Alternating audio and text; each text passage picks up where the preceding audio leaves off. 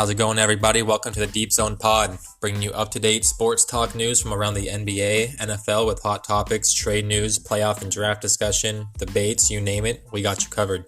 Unfiltered with hot takes on your favorite teams and players, some you're going to like, and, well, others not so much. The Deep Zone Pod has you covered for all your hot sports news. Just remember, this shit's unfiltered.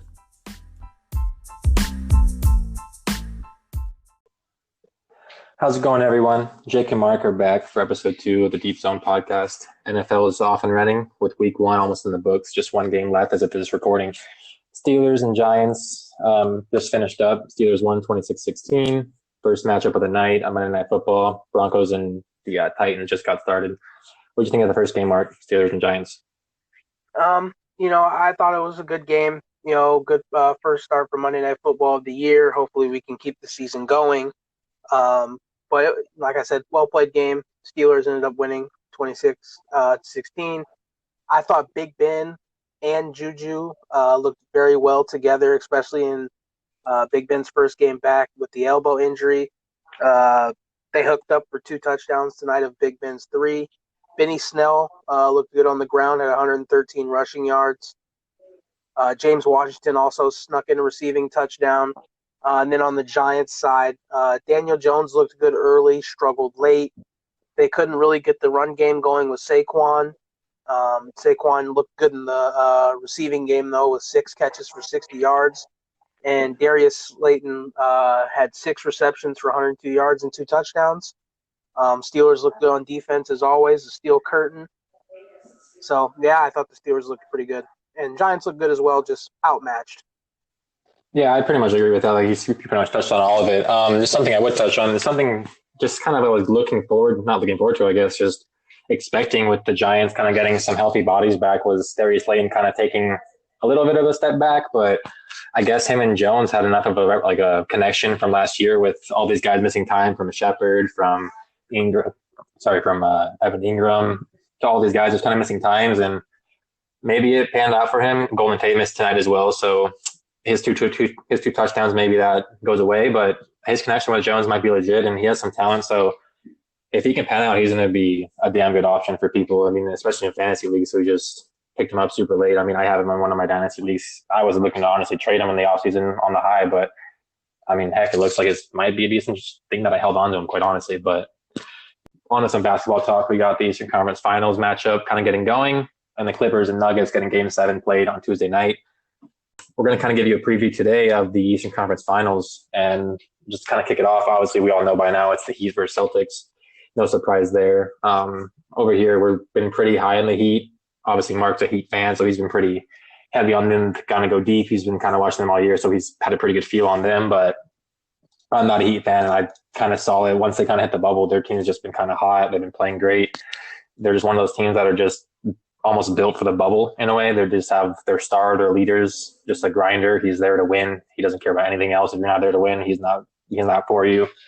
It's just a good mentality, a good atmosphere, a good vibe, and they have a lot going for them right now. But just kind of leading in the playoff series, what did you kind of think in how they got here, Mark? I mean, they had a few obviously tough matchups for I guess one tough matchup along the way for one of them. Pretty easy road, quite honestly, for each of them. What do you think?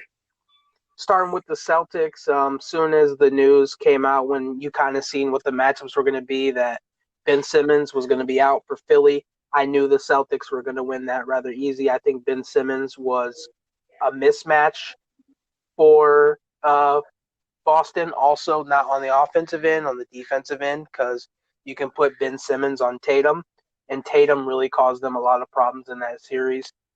So I kind of knew that was going to be a quick series 4-0 in favor of the Celtics, and that's what happened. And then you went to the Toronto and Boston series, and honestly, that series did go 7, but I really think if you do look at it, that the Celtics kind of dominated that series.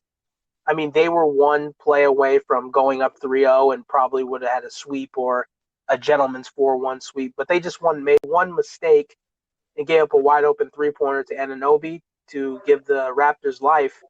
And, a team like the Raptors, they're going to fight for like hell when they get a chance and they see the light of the tunnel. But Celtics ended up coming away with that series.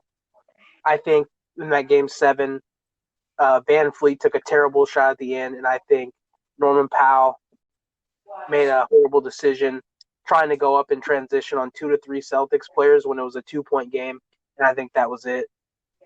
Then moving on to the Heat, obviously, like you said, I'm a Heat fan. So damn proud of this team. Been doubted the whole time. Like you said, Jimmy Butler, what a pickup. What a pickup that was. Franchise danger, quite frankly. At this point, yeah. Um, Everybody, doubted us, saying that, oh, Jimmy just come to Miami to, for the lifestyle, all that. He's not trying to win. And that's all I heard the whole offseason. And now we're in the Eastern Conference Finals, and we've only lost one game the whole time in the bubble, like in the playoffs. And, first round against the Pacers, you had, I call him MJ Warren, fake MJ Warren. He thought he was Michael Jordan. uh, Jimmy put that to rest. He ended that. And then the matchup I wanted the most, the Milwaukee Bucks, that I told you off this podcast, there was no team I wanted to match up more in the playoffs than the Milwaukee Bucks, because we're built to beat the Milwaukee Bucks, and we did that rather easy. I know Giannis got hurt, but I don't think that really would have made a difference. I kind of think they played better without him. And, yeah, so that's where we are, Heat versus Celtics.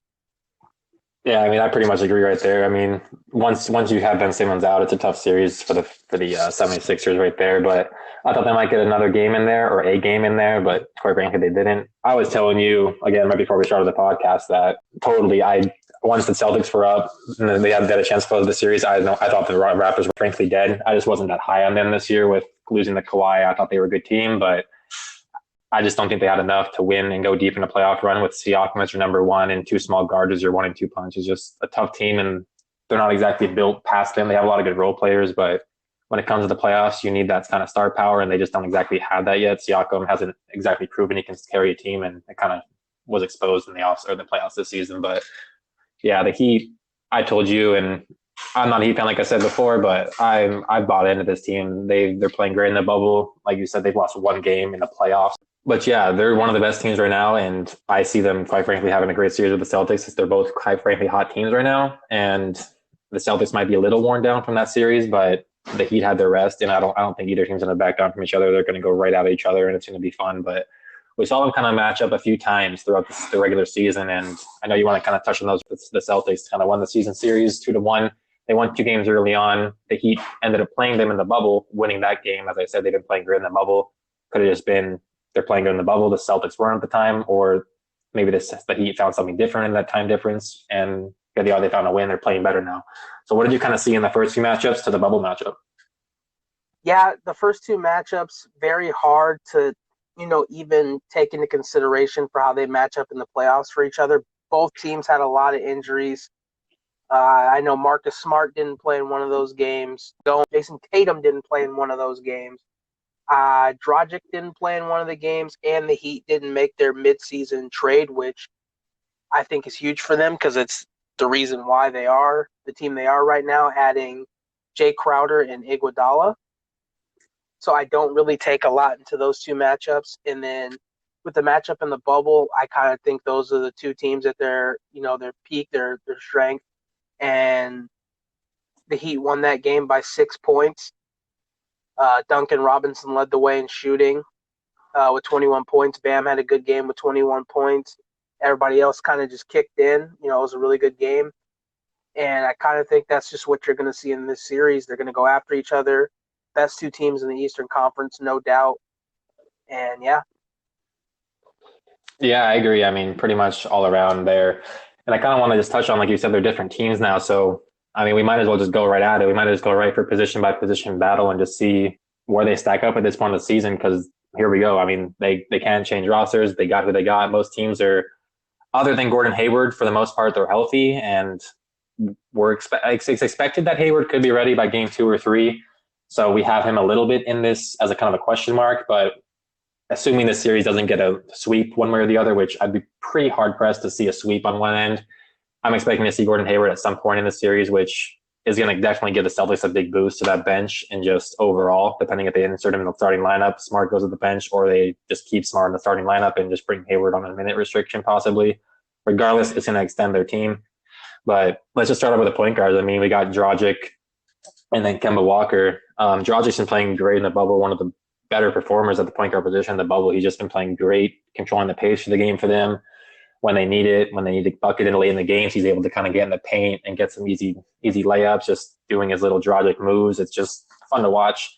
Kemba had his moments, hit or miss. Quite frankly, it's kind of Kemba. It's what you get. He's going to have his big moments. He's going to have his moments where it's just he's going to have his 3 for 12, and it's going to cost you in games. But he has that capability of literally going off for a series and actually just winning you the series. If he's good, it's tough to see. Feel free to hit us up, give us that follow, and until next time, we're out. A spot where this Heat team can almost like guard him, and they can guard him, but just slowing down him, Tatum, Brown, it makes it so tough if Kemba's just consistent. But that consistency is the problem, and I almost want to say Dragic might have that consistency. What do you think? Yeah, I would trust Dragic as far as more consistent. I think Kemba definitely has the higher ceiling. You know, Kemba's a guy who can get hot, go for 35, 40 points. Don't get me wrong, Dragic can get hot and go for 30, but when Kemba gets going and he gets to work in with the mid-range game with his step backs, obviously, that's what he's famous for. Then he gets his three-point shot going, and I think he's improved as a passer, especially playing with the Celtics. He has better talent around him than he did in Charlotte. I think Dragic is more safe, and I think it's safe to say he'll have a better series. But Kemba definitely has that it factor where he could be a huge X factor in the series. Yeah, I agree. He definitely has that potential. So it's, in my opinion, it's tough to really gauge this position because, like you said, it's either do you want the consistency or do you want the high potential what Kemba can give you, those blow up games and those games where he might cost you. So it's really what fits for your team. The Celtics really need that scoring the point guard position. The Heat, that's just their team. Its motto is just consistency, just do your job and be consistent, and we're going to find wins, and that's what Dragic fits in perfectly. So it's tough for me to really give an edge either way. So I'm going to quite frankly call that a wash. And then we're going to move on to shooting guard position.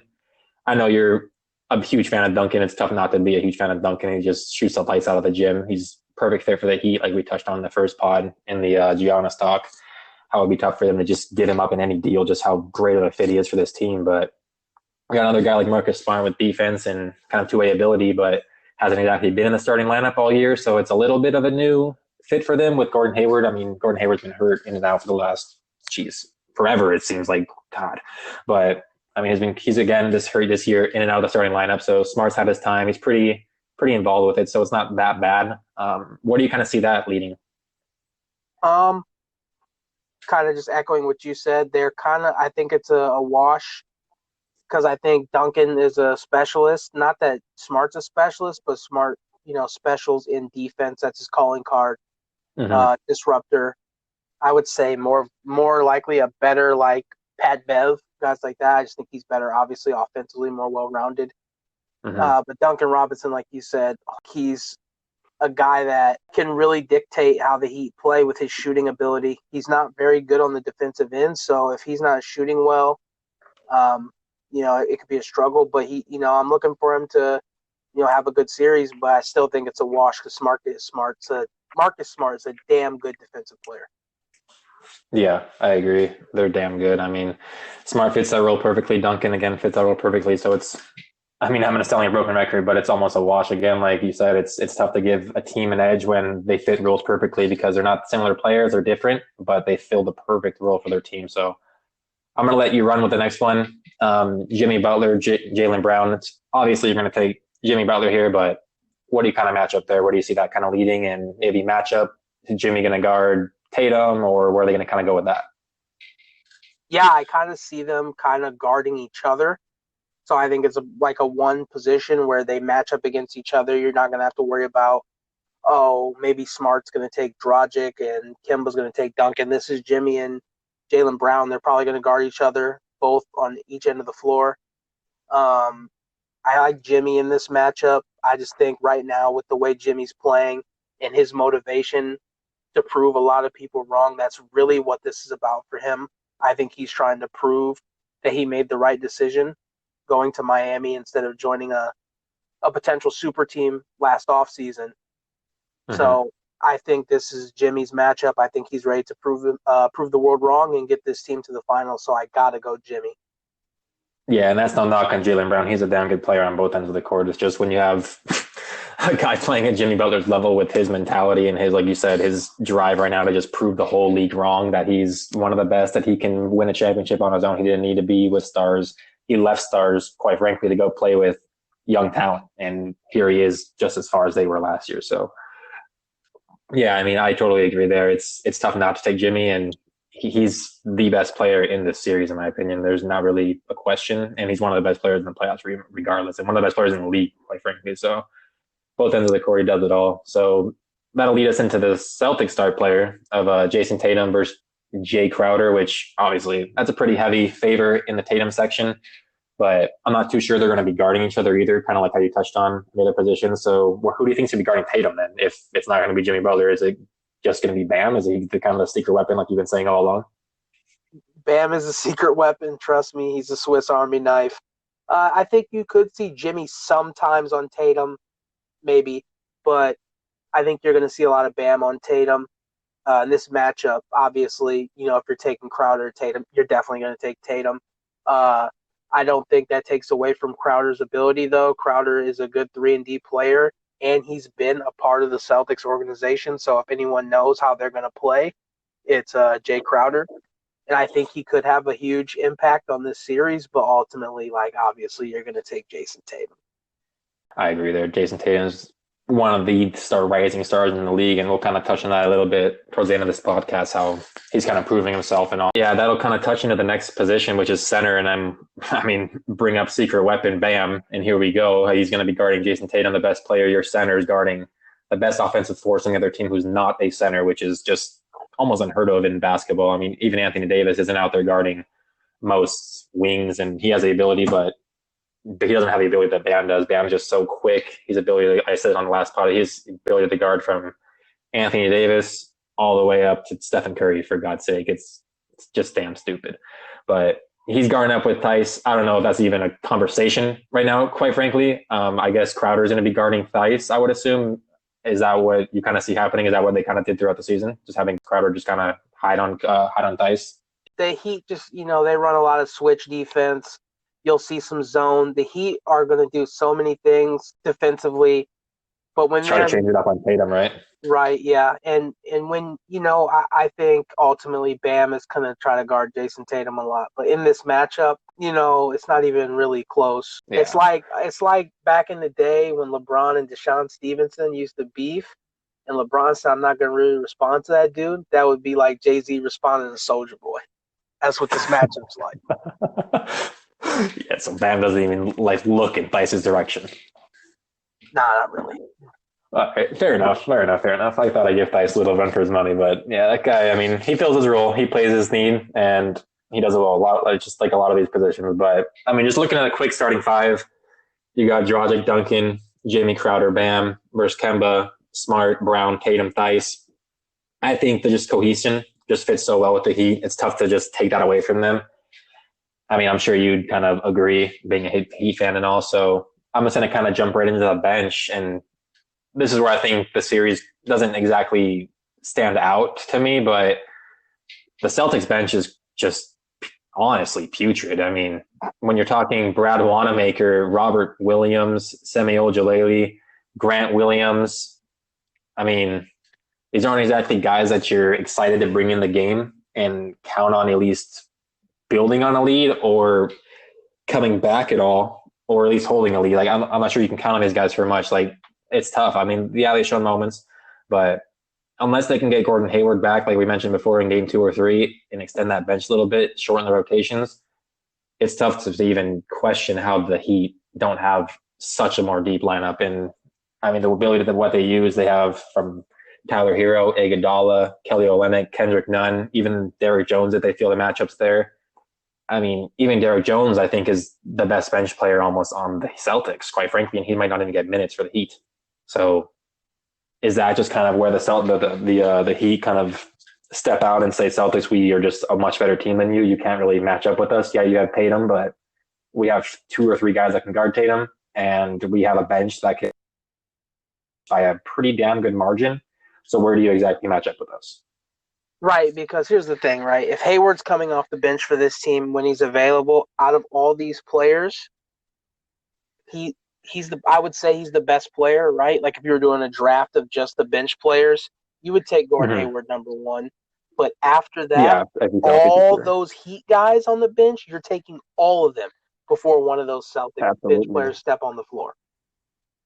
Yeah, like the first one I would think is like, I mean, I don't even really, I'll say I don't like him. I mean, I don't hate the guy. I just don't think he's an impact championship rotational player. And Brad Wanamaker, I mean, he's just not what you want. I mean, he's a decent player. If he's like a back of the rotation guy, like he's like the end of your rotation, yeah, I am okay with that. But when he's your first guy off the bench at moments right now, it's tough. I mean, you're taking Jayson Tatum off the floor and you're bringing in Brad Wanamaker. You're taking Jaylen Brown or Kemba Walker off the court and you're going with Brad Wanamaker or Robert Williams stepping in and then you're playing bigger. It's just, I don't see how they, I don't know, it's tough. Their starters have a lot of pressure on their shoulders, and especially Tatum. I mean, Tatum has so much pressure on his shoulders to just go out there. Like we said, Kemba's inconsistent. He's going to go out there and he's going to have his games, but the consistency is just not there with him. The Heat have that consistency. They're going to go out there. They're going to put up their X amount of points per game. They're going to play their damn good defense. They're going to go out there and they're going to strap up and they're going to give Tatum a tough time.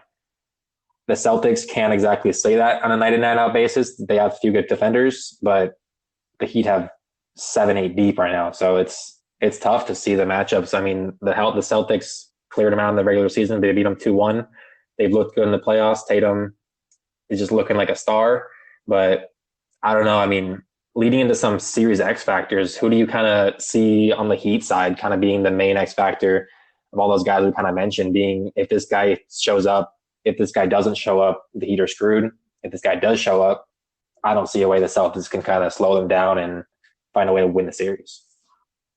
Well, for the Heat, to me, it's got to be Duncan Robinson because, like I said, he's a specialist. He specializes in shooting. I think if he's not hitting his shots, it's kind of hard to put him on the floor. And I think it helps the Celtics shrink the floor defensively if he's not on the floor. So I think he's huge in the series. Like I said, in the 2 regular season games that the Celtics won, he didn't shoot so well. In this game in the bubble, he was the leading scorer for the team. So I think a lot. Yeah, that's a big improvement. I think a lot is on Duncan Robinson's shoulders to shoot well, and if he's not shooting well, he's a liability defensively. And the Celtics have a lot of wings, and I think you'd have to get him off the floor. So I think for him to have a huge impact in the series, he's got to shoot well because if he doesn't, he's not really impacting the series. Yeah, I see that for sure. If he's not scoring, I mean, who do you see him guarding though? Like you said, he's a defensive liability. Quite frankly, even if he's scoring, he's a defensive liability. No question. You can't just because you're scoring, you're not all of a sudden you're not a defensive liability. So he's going to be a problem on the defensive end. Who do you see him guarding? He can't guard Kemba. He can't guard. Well, you said Jimmy's going to guard Brown. He's obviously not going to guard Tatum. And I don't know if you put him on Theis. Do you just hide him on Theis and just hide him down low, or is he going to be guarding Smart? I think you put him on Smart and you just kind of let Smart shoot, and that's your game plan. You just make Marcus Smart beat you shooting jump shots. He might be able to. I would take my chances with that he's not. So I think you see a lot of him on Marcus Smart, and when Gordon Hayward comes back, he's probably another person you guard, and you just hope, his time off the court, Gordon Hayward's rusty, and you just force him to try to attack and go away from Jayson Tatum. Yeah, I mean, I think as long as you get the ball out of Tatum's hands right now, I mean, they're going to give him a bunch of different looks, make it tough on the young kid. He's only 21. I mean, he's going to have a tough time. He's been in a situation a little bit before, but not with this much pressure, with this much kind of drive for him. So he's trying to prove a point. And yeah, I mean, he's definitely going to have to go out there with a lot of weight on his shoulders. But I think my X factor for the Celtics on the other side, and we've kind of touched on it, when he comes back, he's got to perform. I mean, it sucks to say it. It's tough to put that much pressure on the guy, but if Hayward comes back and performs, it's a huge boost for the Celtics team. I mean, it lengthens their team, shortens the rotation. It just gives them another boost off the bench to kind of give them that sixth man that they can kind of use that can you can kind of say matches up to Harrow. I mean, like we said, he's better. I mean, they can use him to say we have the bench weapon, and now we're six deep, and we can do that consistently if he's healthy. I don't know how he's looking right now in warm-ups and games or whatever he's working out right now, but he's the X factor for me. I mean, if he's out there playing well, it's a tough matchup, and it just makes so difficult. It's like you were saying, it makes it especially difficult to play Duncan if he's going to be out there. I mean, you can't exactly trust Duncan to be guarding a healthy Gordon Hayward, a Jaylen Brown, a Jayson Tatum, a Kemba Walker, and you're not going to, like you said, you're not going to hide him on a center. So that might be the X factor in alone, just getting Duncan off the court with playing Hayward well. So that could be huge in the series. But if Duncan's not on the court, that's going to hurt the team a lot. You kind of have any closing thoughts on that? Yeah, I agree. I think a lot of pressure's on Gordon Hayward. And like you said, Kemba Walker, too. He's inconsistent, and I think the pressure on him is going to be to perform as well. If he's performing, I think that gives the Celtics a huge advantage because they have a lot of talented wings, and a lot of teams don't have the talent to match up with wings like the Celtics have. Yeah, they can go 3-4 deep at times, and it's nice. I mean, once Hayward's healthy, it's really fun to watch. And they have a coach like Stevens who knows how to use them well. So we're going to lead into another little discussion on kind of Jayson Tatum. If we think he's kind of reaching that superstar status, if he's reaching that tier yet. I know you're really high on. We kind of touched on how great he's been. I mean, we're both really high on the kid, but do you think he's kind of reaching that superstar level right now, or does he have a little bit more to prove? I mean, he's improved each year, but is he at that superstar level yet? Yeah, I think he's at the level. I think he's a bad MF. That's what I'll use. That's a bad MF. That kid, I think he's the new modern day Kobe Bryant as far as a skill set. Like you said, every year he's performed at a high level. In his rookie season, you could see right away that he was head and shoulders. He was built for the bright lights. He had a huge dunk on LeBron. I don't know if you remember in a Game 7 of the Eastern Conference Finals. I do. I just feel that kid's built for the moment, and he's got better each time. I don't know how you feel about him. You let me know how you feel about him. Yeah, I mean, I think, like you said, the kid's proven each year he's gotten better. He scored 18 points his first year in the playoffs. He had a little bit of a tough time last year. He scored just 15, but you look what he's done this year in the playoffs. The dude's literally averaging 25 points, 10 rebounds, 4 assists, and a block per game. I mean, he's played 11 games. He's out there. He's literally controlling games. He's out there scoring consistently every game. There's been a few games maybe where he hasn't been at his best, obviously, but you can hand it off the kid. The kid's 21 years old. The bright lights are on him. Obviously, it's a little different situation, especially right now in the bubble, but he hasn't really let it affect him. He's out there balling. He's not even with his kid right now. He's missing that. He's dealing with that as well, and he's still playing at an elite level. I mean, I think once we get back to next year, people are going to look at him, like you said, as a top. I might even put it as a top potential 10 to 15 basketball player in the league. He has that elite potential, and even more once kind of this older group starts leaving the league. He's going to be one of the guys you talk about building a franchise with, which there's not many in the league that you can kind of count on a single hand probably with. And I think Tatum's in that discussion. I don't think there's many players that would take over him in this league, maybe a few. And it kind of leads me into one little more topic that I'm actually kind of curious what you think on this shit. So Bam and Tatum, I know how high you are on Bam. Obviously, you're pretty high on Tatum with what you just said. Who, if you were given the opportunity to sign one long-term and the other one, you're forced to just say, sorry, we're taking the other one. Which one are you signing to a max contract? All right. I just gave, Jayson Tatum a lot of credit. Bad MF. But I'm going Bam Adebayo. That's a bad MF. I definitely think Jayson Tatum is the better player. But we've just said so many times how Bam's skill set is so unique. How many centers in the league are 6'10" with forward speed, and in the pick and roll you can switch defensively and you feel comfortable with this guy guarding a point guard, a shooting guard, a small forward. Hell, when the Heat played the Bucks, he's guarding Giannis. That's insane.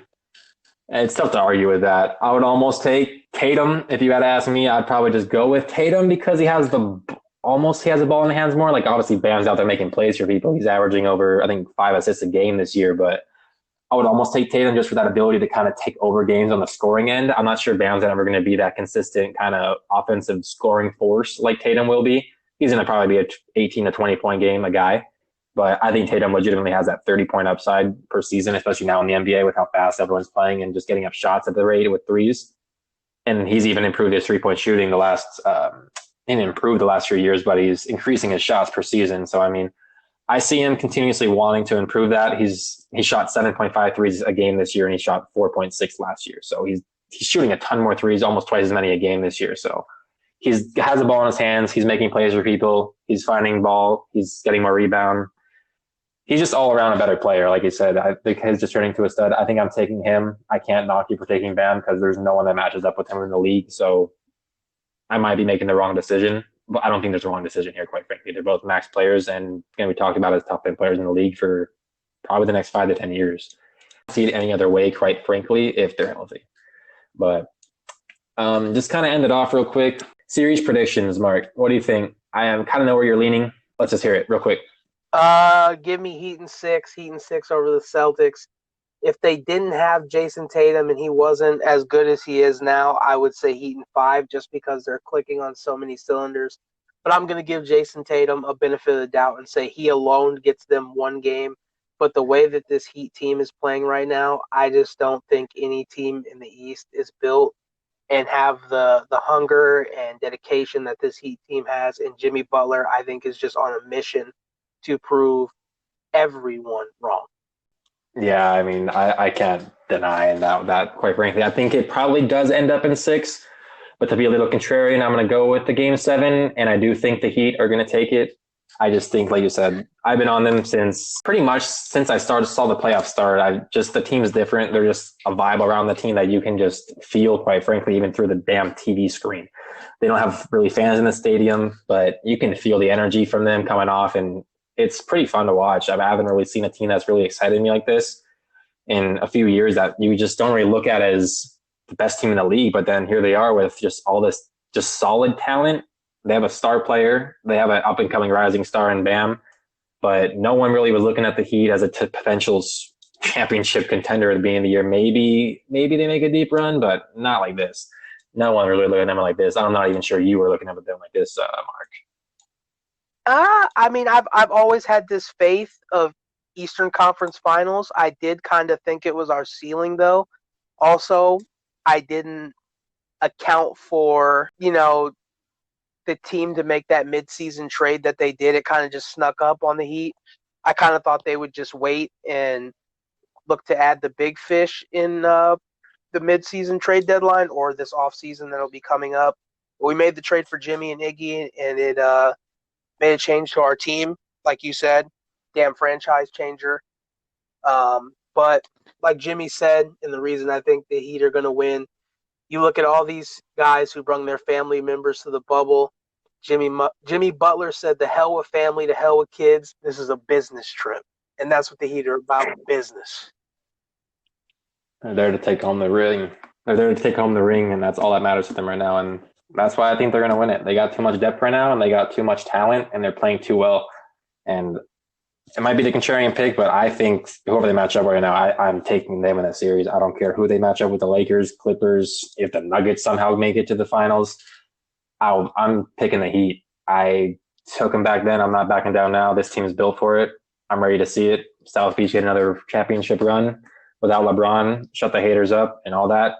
But we'll see. I mean, like I said, Clippers Nuggets. I mean, what do you think Game 7? Who do you think the Lakers are going to play? We'll be touching another podcast probably tomorrow. We'll be recording after the game, and that should likely be out on Wednesday. So be expecting that. But who do you think we'll be discussing? Do you think it'll be the Battle of LA, or do you think we're going to be discussing a probable blowout series with the Lakers and Nuggets? Just for the sake of, I think it's best for the league, I'm going the Battle of LA. You got Kawhi Leonard in LA.